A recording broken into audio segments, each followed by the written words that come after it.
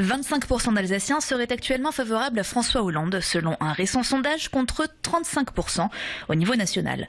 Un chiffre plutôt bas, mais pas si surprenant, dans cette région où seuls 36,6% des électeurs lui avaient apporté leur voix il y a tout juste un an.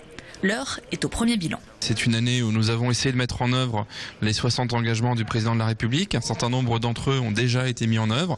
Évidemment, nous sommes conscients que la situation économique et sociale est difficile, qu'elle crée des impatiences, des angoisses qui sont légitimes, que nous devons entendre, mais nous tenons le cap. 60 engagements, ça se fait dans la durée du mandat, ça se fait pas dans la première année. Donc il y a des choses qui se font, qui sont en cours de discussion. Et évidemment, nous voulons être jugés à l'issue des 5 années de mandat. Sur ces 60 engagements, certains concernaient l'Alsace directement. Les résultats sont pour le moment contrastés. Conformément aux annonces de Manuel Valls début août, 5 zones de sécurité prioritaires ont été créées en Alsace.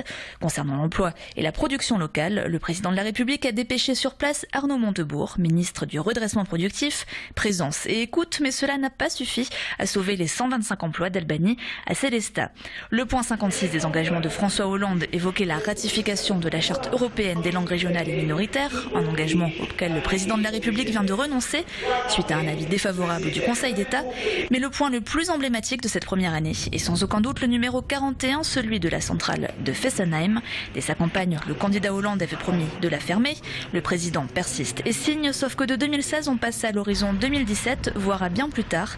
Et là, personne n'est content. Les antinucléaires reprochent des travaux d'entretien inutiles et le retardement de la fermeture.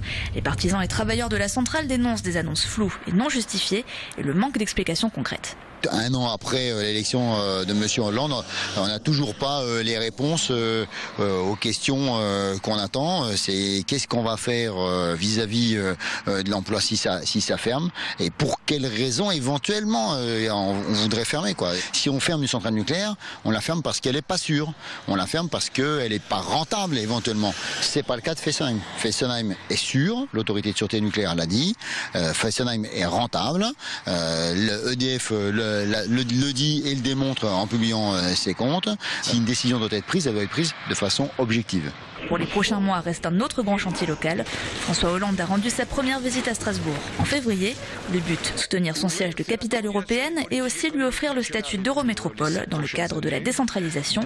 Les contours restent à définir. La croissance et la solidarité.